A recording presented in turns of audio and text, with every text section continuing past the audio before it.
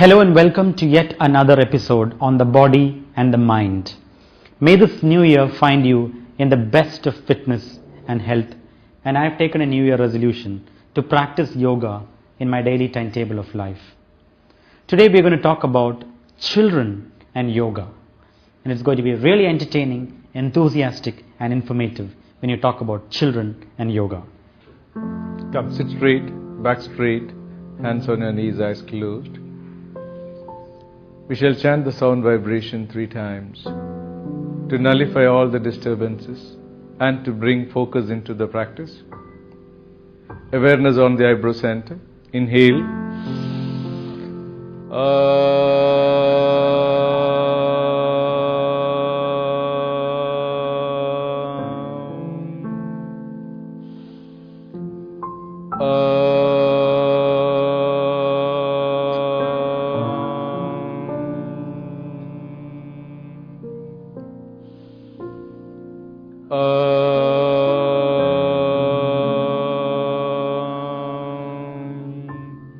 Feel the vibrations on your eyebrow center.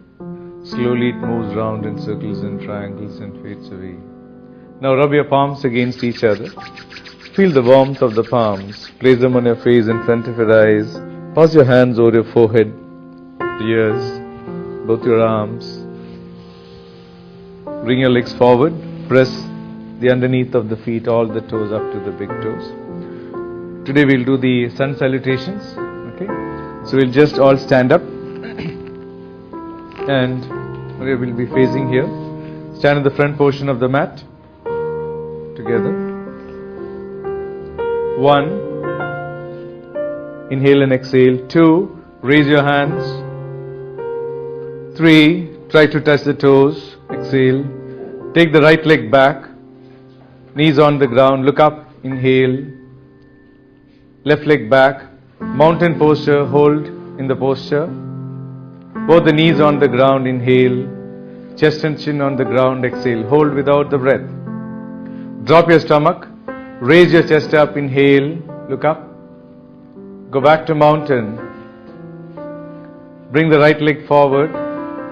Look up, inhale. Feet together. Fully exhale. Try to touch the toes. Raise your hands above. Take back as much as possible. Starting position. 1, 2, 3. Left leg back. Knees on the ground. Look up. Mountain. Both the knees on the ground now. Chest and chin on the ground. Hold without the breath. Suryanamaskar. Drop your stomach to the floor. Raise your chest up. Look up, inhale. Go back to mountain. Bring the left leg forward. Look up. Stand up, feet together. Raise your hands above. Starting position. The breathing for all these things is, whenever the head goes up, inhale. Head comes down, you exhale. Okay? Now we'll do one set with a focus on the breath. Okay? Come. Inhale and exhale in the posture. 2. Raise your hands. Inhale and hold the breath. 3. Exhaling down. Hold without the breath. 4. Trying to touch the knees. Take the right leg back. Look up. Inhale and hold. Mountain posture. Fully exhale and hold. Take your stomach in. Inhaling. Both the knees touches the ground. Exhaling, chest and chin on the ground. Drop your stomach to the floor. Raise your chest up. Inhale. Go back to mountain. Fully exhale. Bring the right leg forward. Horse riding posture. Look up. Inhale. Take the deep breath. Now bring the left leg forward. Try to touch the toes. Raise your hands above. Inhale and hold the breath. Starting position. 1, 2, inhale and hold. 3, exhale, left leg back, look up, inhale and hold the breath. Right leg back, mountain posture. Now both the knees on the ground, inhale, Chest and chin on the ground, exhale. Raise your chest up. Go back to mountain. Bring your left leg forward now. Feet together. Raise your hands, inhale. Starting position. Lie down, all of you, in Shavasana. Head the side, head that side, feet the side, head that side. Yeah. Just lie down in Shavasana, palms facing upwards. Feet little more apart. Flop to either sides little more. 1.5 to 2 feet apart. Palms facing upwards, fingers naturally curled. Close your eyes. Akshit, facing upwards. Close your eyes. Relax. Normalize your breath.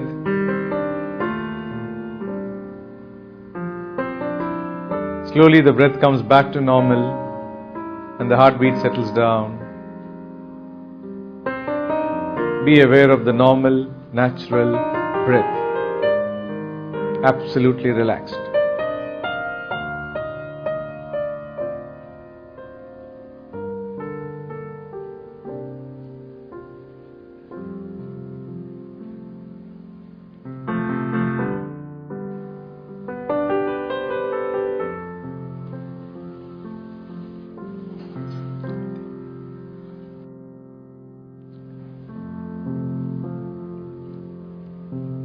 Now, you can slowly take a deep breath. Raise your hands above the head. Fingers intertwined. Give the body a good stretch. Give a good stretch. Slowly sit up. Sit up. Turn round again. Yeah. Sit in the cross-legged posture. Close your eyes. Close your eyes. Back straight, head straight. Index finger touching the base. Yeah. Back straight. Inhale.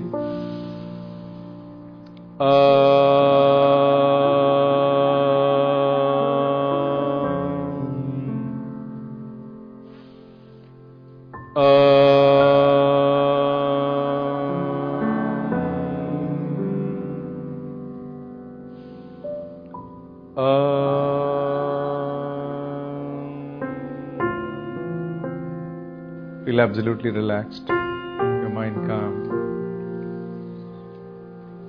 Awareness on the eyebrow center.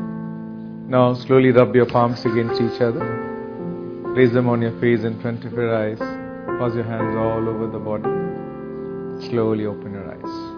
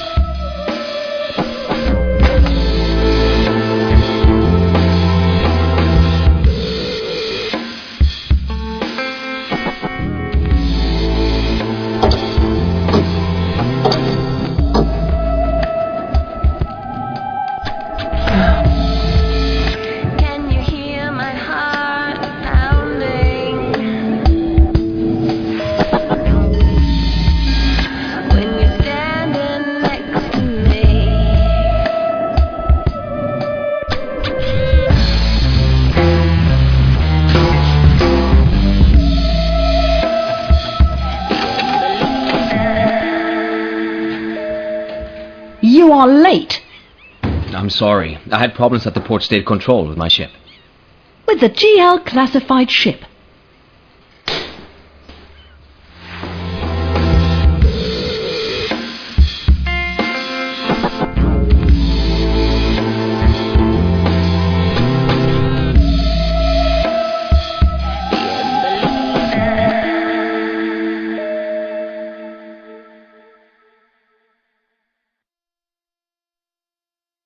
The biggest names in the shipping industry now have a common and trusted choice when it comes to urgent and reliable repairs at Singapore. Seagull Marine, providing specialized repair, steel renewals, maintenance, reconditioning services and trading of engineering components for worldwide shipping, offshore marine installations, industrial plants and power stations. Seagull Marine is the only independent repair specialist to offer ship owners, managers and OEMs all-inclusive worldwide service. With shipyard representations in Europe and China, our services now have a wider reach. We treat even the most urgent repairs with special care. That's why we have some of the best names trusting us, and with one of the longest smiles. Seagull Marine, serving the industry through round-the-clock service, dedicated workforce, quality workmanship, and one belief that safe ships make good voyages.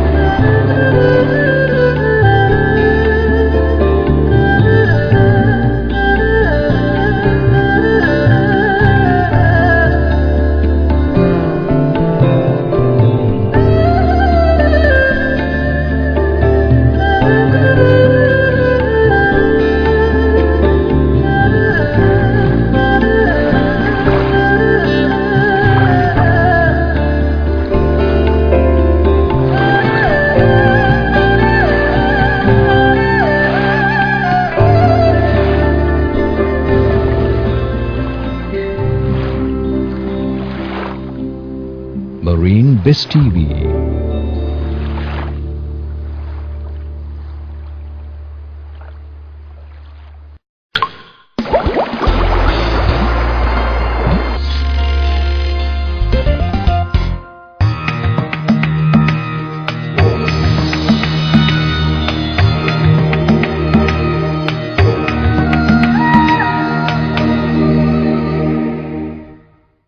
May I now welcome Sanjeev ji to the show. Yeah, thank you.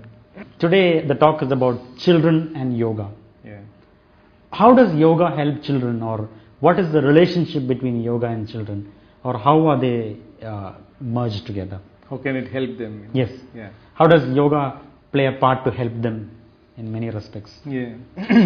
In fact, many of the parents sometimes they come and ask, the child would have been only 2 years or 3 years, but they will come and ask, can my child learn yoga?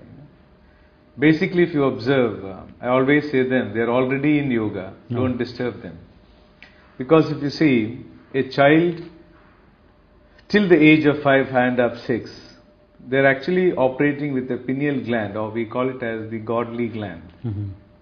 This gland is what is the true nature, how it manifests. For example, if you observe a child is very simple, loving, affectionate, responsible. You tell them to do something with responsibility, they will do it 100%. So the child is already in yoga, it is linking in all their activities, they are enjoying their life. That's why, after the age of 5.5, 6, that's the time the pineal gland goes to the backstage and the pituitary gland comes, or rather surfaces, to start perceiving the external world. So whatever the child has shown initially is from his true nature. That's a beautiful human nature. Now the child starts absorbing from the external world, and you can imagine what all things get into their head. That is the time you need to inculcate yoga into them. So yoga basically, if you observe today in schools and colleges, everywhere we want children to gain all the knowledge. We help them to go to school. You can see as the age starts, from nursery they start carrying all the books. One is kit and that. Finally they go and they come back from school. The first thing mommy asks is there any homework? And day in and day out, they start getting intensified into the curriculums. In other words, it becomes more of a strain rather than enjoying the essence of knowledge. So the child is rather burdened with the modern educational system. So they just are forced to study. And in other words, what happens is the child starts working on it, then it becomes a real fight when exam comes. Mothers are more learning than children, because they start inculcating the essence of it. And finally, by the age you reach the 10th standard, or now once they have reached the 10th standard, it is the examinations, board examinations, and all are tensed up with this. You can imagine the state that is going on. But my thing is, since you have asked how can yoga help, if you observe, the entire essence of this studies finally helps us to gain, whether you may become a great engineer or a doctor or a journalist or an IT professional, whatever it is. In other words, you gain immense financial health. Money-wise. Money-wise, they get plenty of money. But they don't gain any knowledge about physical or mental well-being. So you can see today, there are people with millions and millions of money. Financially, they are strong. But they don't have mental peace. Can't eat in time, can't eat good food, what they like to eat, Can't sleep. can't sleep, no values, no relationship, all the time they are tensed up, and the house is in a mess, no coordination. So what happens? It doesn't become a home, it is just a house that they all stay together. Home is where there is love. So the child ultimately does not get the physical and mental health, which is of most prime importance. Today you can see many of the children after the exams, you can see some they don't get the good marks, or some who don't get a job, they go and land up in suicides and cases like this. Even I have heard so many cases where you see engineering students who have passed, not getting a job, looking here and there, goes and hangs themselves. For small issues you can see children get agitated, depressed, go and do something atrocious. Why? It is not because the child does not have the knowledge. They do not know how to tackle the day-to-day issues or challenges which comes in front of them. So yoga basically is a knowledge that helps a child to gain immense physical and mental health, or rather well-being. See, modern educational system gives you material wealth. But the greatest wealth is personality ways.